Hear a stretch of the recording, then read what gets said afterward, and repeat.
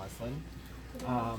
When you're pressing them, you want to make sure that the linings relate to the back. So if you end up with a little bit of bubbling in the lining here, that's fine. We just want to make sure that when you sew the pocket on, you don't have lining sticking out around the edges. I took my pin out. I can still see my pin mark. There is a front and a back side to these pockets. They're not totally symmetrical if you fold them in half. There's a double notch on these pockets on the side that faces towards the back. So I just put a pin in it to make it clear for myself that side is for the back. I have my front. For the men's jacket, you need 4. For the women's jacket, you need 6. About 1.5 by 1.5 little squares of scrap of your fabric, and I've used my pinking shears around the outside edge of them. I've got just a small bit of 2-inch wide scrap interfacing that I cut on the bias. You guys have a fair amount of 1-inch wide twill tape in your kit. You can use the, I'll show you how to cut the length of it for yourself later. I just got a pre-cut for myself. I have the welt here ready for my pocket. And I have the pocket bags for the breast pocket. Now, I've got a box over there of pocket lining pieces because apparently Kristen forgot to put pocket lining in the kits for you. So you can take a piece of that pre-cut today. Right? So those things I've got. Pardon me? Oh yeah. So, yeah, there you go. These you have pattern pieces for in your kit. These are some little extra pieces that you're. Do we get video? Yeah. This one is inch about 1.5 inches by 1.5 inches. You don't have to be too exacting on it, right? So I'm just going to put those to the side. I have the canvas that I have taken out of, well, I've made new canvases. I left my muslin in the store for you guys to look at if you want. But we have the canvas. This can be and should be the canvas from your muslin. So you can take the canvas out of your muslin after you've gotten all the information on your muslin written down. You can take the canvas out of your muslin. If you had to increase the bust dart on your canvas, you may need to take your canvas apart and increase the dart on the bust dart. If you had to increase the dart intake on the waist, you want to open the dart on your waist and determine how much larger this was and increase that dart size. So if there was alterations to the darts on your pattern, you may want to, or you do want to think about making those alterations to your canvas as well. What if you had to lower the dart at this point for the dart? I would lower that on this too. I have my front prepared, again, how I asked you guys to prepare it from last week, right? So that's with thread marking, the button placements in the center front, the curve on the hem, the roll line is marked in thread, the breast pocket placement is marked in thread, and I'm not sure how well you can see on the camera, but I have waxed my dart placements on here. I have marked the stitching line around the armhole and the shoulder and the neckline there for myself. Right. So to get started, some of this is review, and then we'll kind of take some steps a little bit farther. We're cutting down the middle of the side dart here, and some of the confusion I had in the muslin was that people cut this dart out. You're not cutting it out, you're just cutting down the middle of it, right? We have the little wedge that points towards our center front. This is what we're cutting out, right? This piece here, we cut out.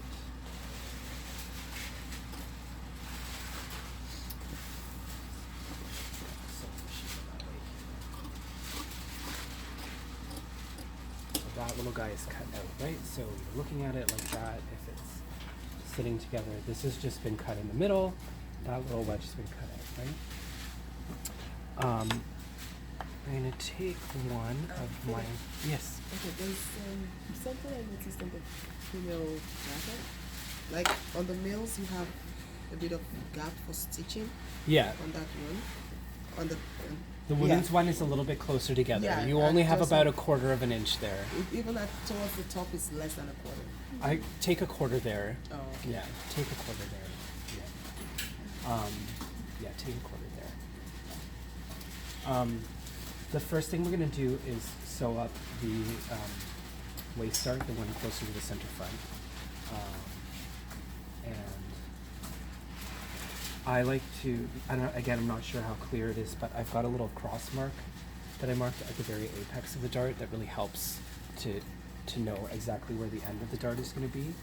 I'm going to take one of my little scrap pieces of fabric, and this is going, it should end at the apex of my dart, right?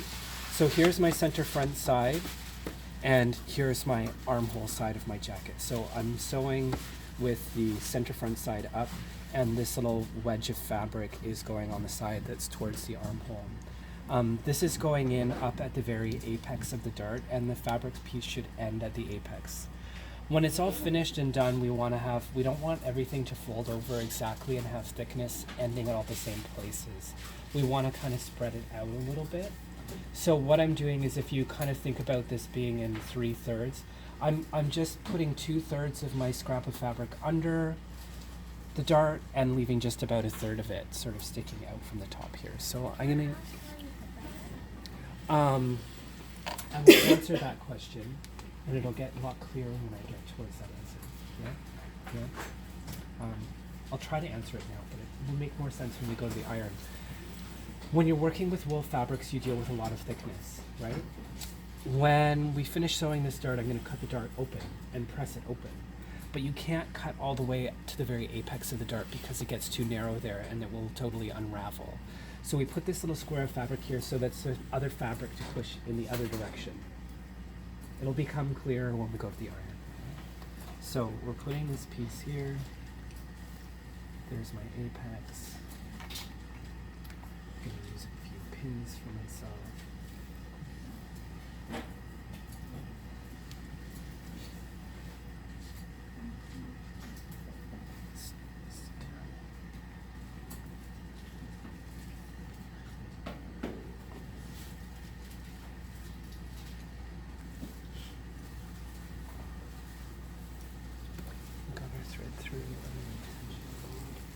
So then you can see this here.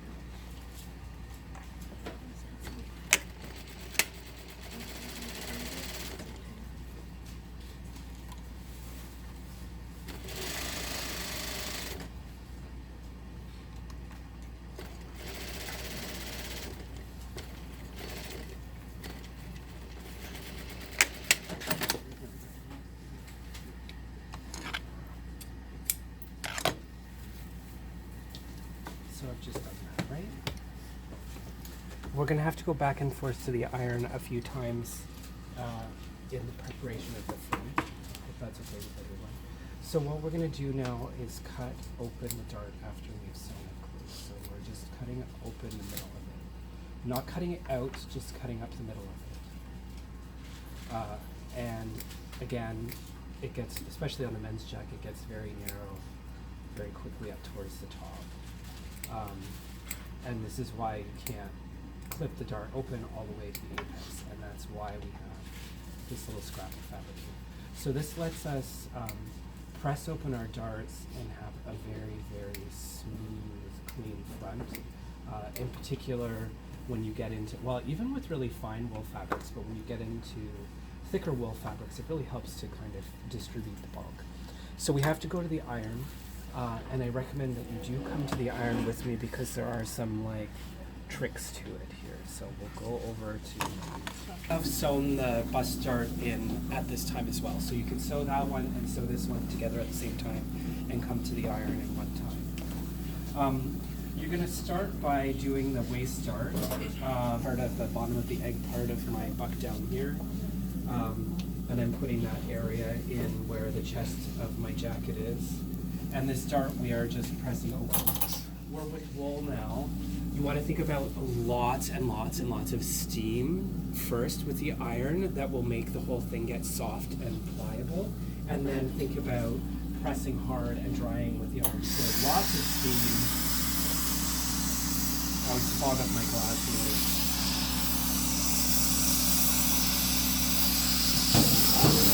And then start working on pressing harder.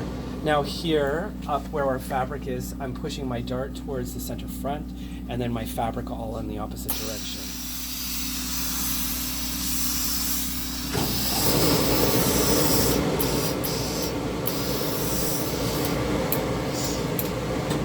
On the men's jacket, you want to kind of slide up a little bit and really work on steaming and shrinking in any excess that you have there. On the women's jacket, you want to keep towards the edge of the circle of the buck, right? And then when you come and do your bust start, you can turn all the way around using the edge of the buck here towards the apex of your bust start. Right? We have the dart for this helps control if you've got a belly. It also kind of helps to take away extra length of fabric on the side here. Fullness of your buck here. Apex of your dart over top of that fullness there. I find it helps to lay this down and press a little bit first, because sometimes there's some shrinking and some shaping that happens along the side.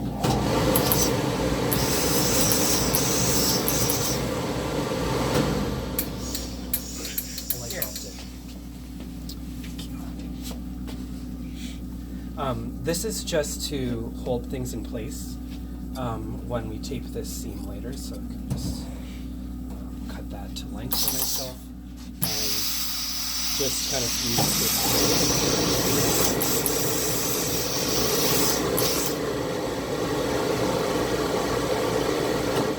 that is just to kind of help hold things into place for us.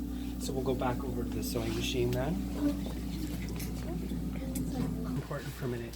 You guys have a variety of tapes in your kits, and we're starting to use some of them, but it's important that you hold on to what you have left in your kit, because we are going to use more of some of them later, right? So just because we've started to use some of the things in your kit doesn't mean that we're finished with them, so don't throw them out, you know, including hold on to some of your extra fabric, hold on to some of your extra lining, because you, in many cases, do need more of it to go back to, right?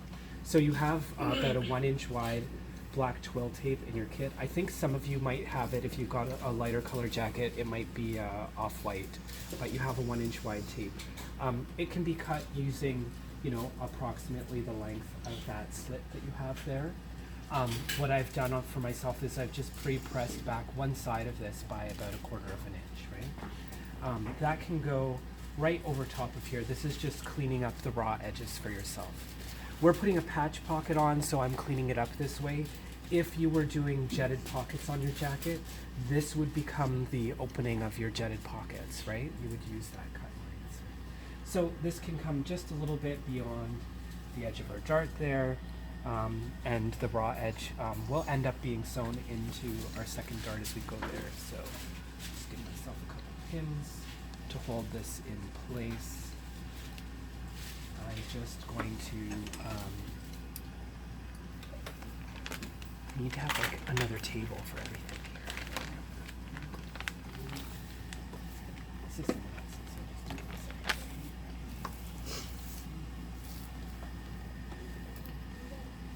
So I'm just edge stitching around this. Thank you. Trying to keep roughly the slit in the middle of that underneath, okay?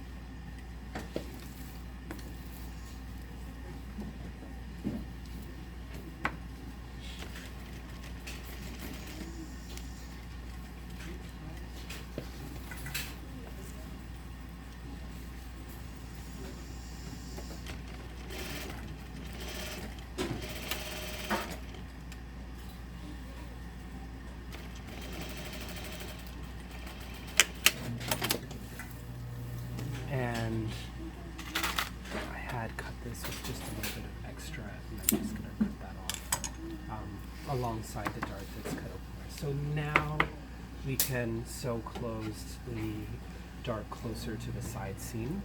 And this time I'm placing my little fabric scrap down towards the bottom. So again, my dart's then pressing towards the center back, my scrap of fabric then going to towards the center front. Again, same idea, thinking about putting 2/3 of it underneath and then about 1/3 of it left sticking out the top. So you can get a pin in there.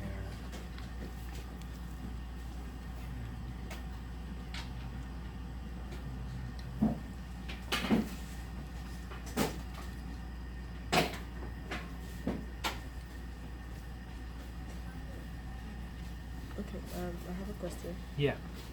If we're doing like a jetted pocket, Yeah. on the other side, I can see how we finished the other side, but on this side where you're working now, how do we finish it? If you're doing a jetted pocket, you will sew this dart, fuse this closed, sew this dart, and then do your jetted pocket. Oh, okay. Yeah. It would So we usually cut through? extend beyond Mhm. this edge here. Yeah. If you really wanted to, you could sew both darts and fold back both edges of this and put it down on top. I just find that that's a bit cleaner. Yeah? Does that answer your question? Does that make sense to everybody else? Does everybody else understand what Kenny is just asking? Yeah?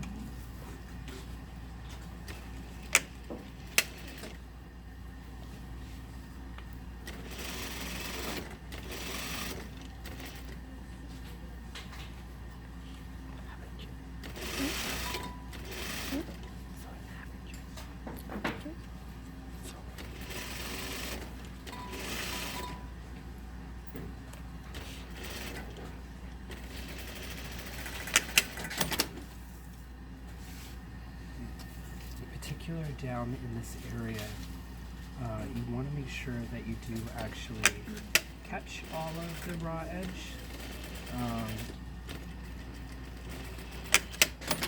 which sometimes, as Kemi mentioned, means taking just a little tiny bit extra there if you need to. So just making sure that you did actually catch all of your fabric in there, and that's funny as well. Right? So we need to go back to the iron, and we need to press this start.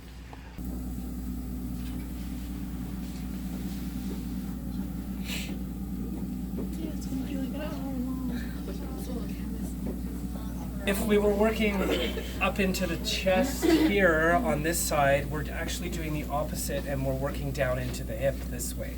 So you're thinking about this kind of as being your hip here, right? So I like to press that part of the dart the other way around. So again, you're pressing your dart open most of the way, and then as you get down to the bottom here, it's pressing all in one direction. Now, you are going to end up with a little bit of a bubble here, and you really want to steam a lot and shrink a lot and shrink that in. It's not going to make it smaller, it's just going to help it sit and shape very nicely over top of the hip. So lots of steam here. Think about like dabbing it a little bit first, and then as it starts to become malleable, you start to press it back.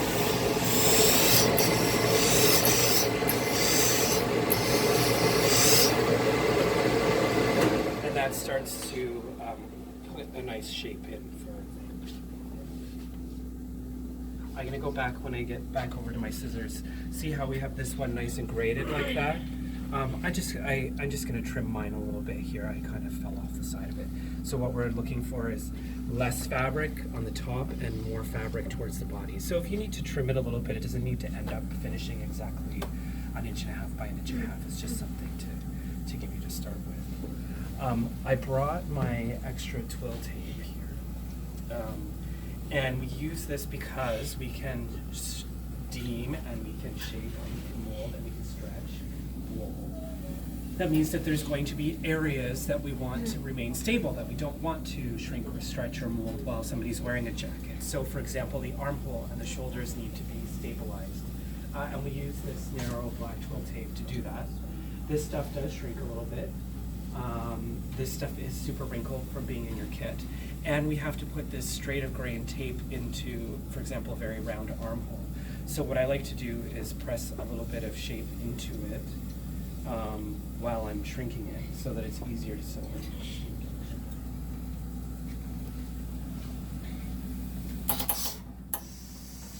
So you can press a little bit of roundness into it. That will make it a little bit easier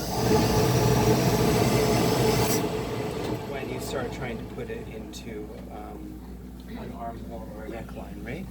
So I don't need this whole piece right now, but I'm just going to press myself some.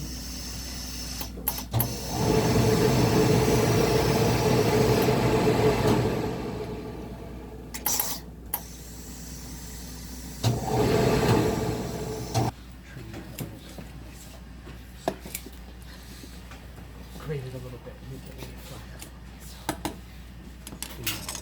So you can just barely see the lines that I traced through here still after pressing everything. But you can see I've got my stitching line for my armhole marked, for example. See if I can make this a bit stronger with a piece of wax for you. You can see I have the stitching line for my armhole.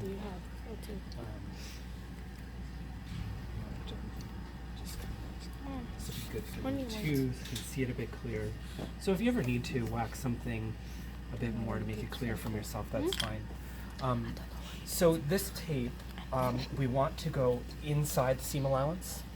We don't want it to go beyond the seam allowance. We're going to edge stitch right along the outside edge of it. So if you will, when I'm coming to my armhole here, I'm not going to try to put it right on my stitching line. I'm putting it like inside my stitching line. Does that make sense? Just about a 1/16 of an inch or so, right? When you go to sew your sleeve in, you want your sleeve to sew on the stitching line inside the tape so that you don't see where you stitched your tape on, right? And we're going to stitch, if you will, right like edge stitch the tape on the side closer to the stitching line. You're not just stitching it down right in the middle, you're edge stitching it right on one edge, right? When you go to start putting this into the armhole, it's really easy to start to try to straighten your armhole out, to try to sew it in as a straighter line. But can you see here how I've really stretched the armhole out by doing that? And the point of this tape is to stop the armhole from stretching out. So you want to be cautious of when you're putting it in that you're not stretching the armhole, that you're keeping it laying flat. And that means that you just kind of have to take it a little slowly as you're going around. So I've got my tail pressed gently in that curve. It's not going to stay totally perfect and flat for you all the way around, and that's okay. You just do your best at keeping it flat. So I'm just edge stitching my tape. And this is to stop the armhole from stretching. One, while you're making and working on the jacket, but also while somebody's wearing it over time. Keeping my jacket moving around as opposed to that tendency to kind of try to straighten out the seam.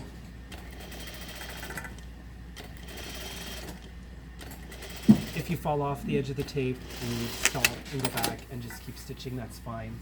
This isn't like a finishing detail, so if I fell off the edge of my tape a little bit, I could just stop and restart and keep going. You don't have to like take out the whole thing. It's totally unnecessary. Now, eventually, the back, so you see how this is still laying like relatively flat and smooth, right? If you're finding that it's bunching up or that it's really stretched out, then you might want to take it out and do it again. Our back shoulder, remember, eases onto our front shoulder, right? And that ease is what gives the back shoulder shape to go over the shoulder blade, which means that the front shoulder, which is very biased and very stretchy here, could also stretch out to match. Instead of being eased, you could end up with a front shoulder that stretches. So we tape the front shoulder to stabilize the front shoulder so that it doesn't stretch out with the back shoulder. So again, I've got this marked across here. Again, it's a little faded now after a couple weeks, but I'm stitching just to the inside, just like I did for the armhole. And again, you'll notice here my armhole is not half an inch all the way around. It comes to 1 inch here. That's extra seam allowance that we've given ourselves to adjust the shoulder if we need to, that we've still got there now. That's why I waxed it on before starting, so that it was easier to follow. This is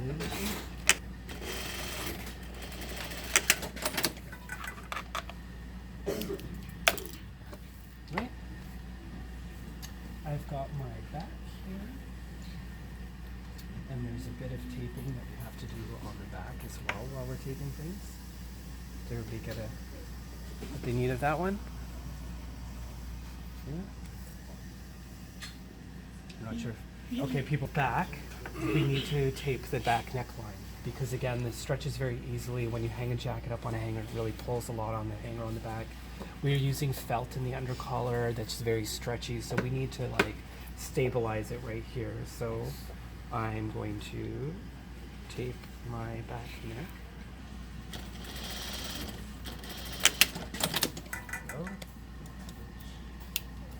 We're not taping the shoulder on the back, right? Because this is going to ease, right? But we do want to tape the armhole on the back.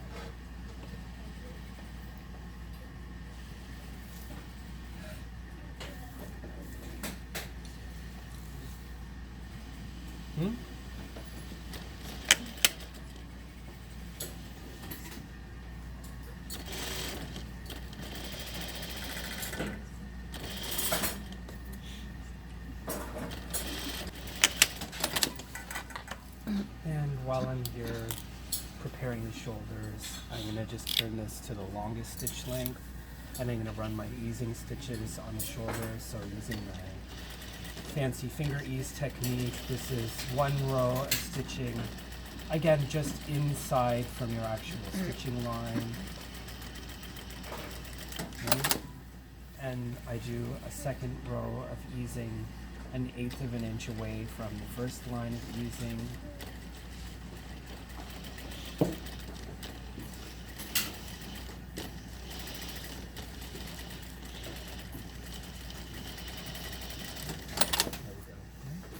And you can see the shape that's already starting to over the shoulder.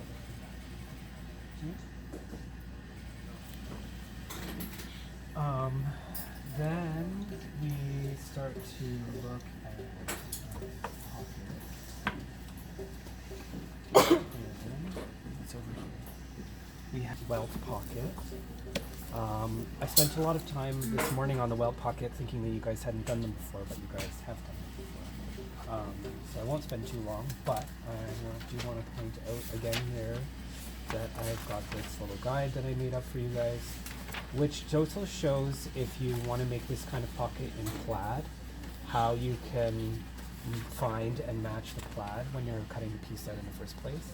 So of course we're not working in plaids, but if you wanted that information, it's in the book here. So we do start just by taking this little guy, folding him in half, and stitching 1/4 of an inch on each side. Oops, I want to put back on regular stitches. Can I ask?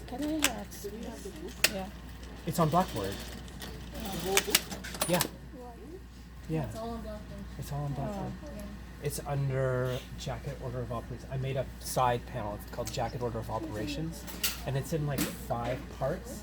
It's too big of a file to put up as one file, so there's like 5 files that list the different chapter types.